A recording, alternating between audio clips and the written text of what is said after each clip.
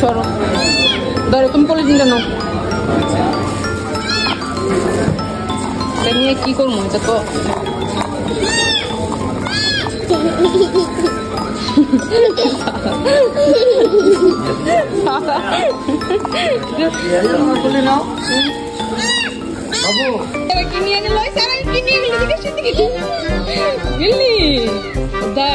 সারা বিল্লি। যাও যাও যাও যাও। এটা নিয়ে কি করাবা? গোসল করাবা না শ্যাম্পু দিয়ে? শ্যাম্পু দিয়ে গোসল করাবা ওকে। সুন্দর হয়েছে? হ্যাঁ সুন্দর বাচ্চা হয়েছে? হ্যাঁ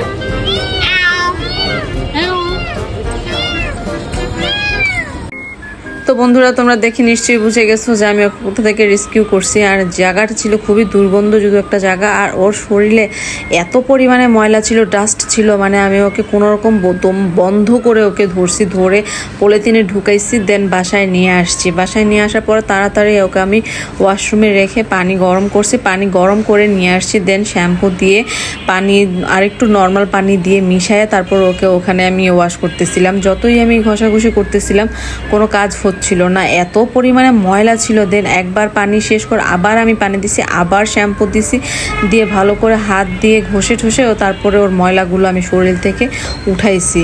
যাক ও বাচ্চাটা অনেক শান্ত মাশাআল্লাহ, একটুও কান্না করে নাই। যেহেতু আমি ওকে অত ডলে ডলে গোসল করাইতেছি তারপরও বাচ্চাটা একটুও কান্না করে নাই। বাচ্চাটার আসলে একটা মায়াবী চেহারা, যার কারণে আমি ওকে রেস্কিউ করছি।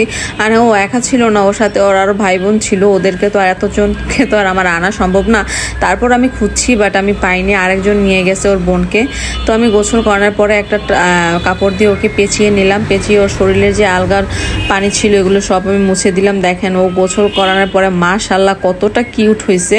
গোসল করানোর পরে সাথে সাথেই কিন্তু ওর শরীরটা এরকম শুকনো শুকনো হয়ে গেছে। আমার কিন্তু অত বেশি মুছা লাগেনি, আমি চুলার নিচে দিয়েছিলাম, বাট ছোটো বাচ্চাও বুঝবে না যদি চুলার ছেক লাগে, এটার জন্য আমি ওকে আবার ঘরে নিয়ে আসছি, কাপড় দিয়ে ভালো করে মুছে দিচ্ছিলাম। আর বাচ্চাটা দেখেন কিভাবে আমাকে ফিটিং দিচ্ছিল, যেন আমি ওকে রাখি, যেন আমি ওর মা। আর ওর পেটে প্রচুর ক্ষুধা ছিল, ও জানে কয়দিন যাবৎ খায় না। আর যেহেতু একেবারে ছোট বাচ্চা, ওর বয়স হবে আপনার 5-6 দিন, এর বেশি হবে না। আর হ্যাঁ, যেই কাজটা করেছে সে ভালো করেনি, কারণ আমি একটা বিড়াল পারবো, সেই বিড়ালে বাচ্চা কাচ্চা তো অবশ্যই হবে। তো সেই বাচ্চাকে যদি আমি না পালতে পারি তাহলে ওই বিড়ালটাকেই বা আমি কেন পালবো?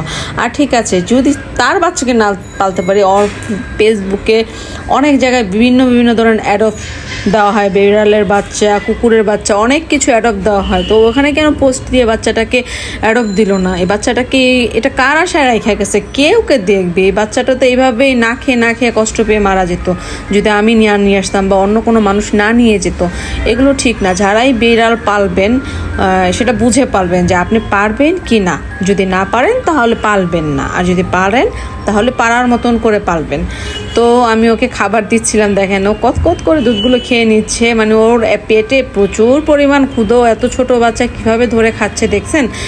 তো গোসল করানোর পরে খাওয়ানোর পরে দেখেন মাশাআল্লাহ বাচ্চাটা কত ফুরফুরে লাগছিল। এখন তো ওর ঘুমানোর প্রয়োজন, এর জন্য আমি কাপড় দিয়ে একটা ক্রেটে দিয়ে ভালো করে পেঁচিয়ে ওকে ঘুমানোর জন্য রেখে দিছি। তো ভাই যেই আছেন প্লিজ একটু আমার এই ভিডিওটা শেয়ার করে দিবেন, আর মানুষকে একটু বোঝার ক্ষমতা যেন আল্লাহ দেয়, সেটা আল্লাহর কাছে বলবো।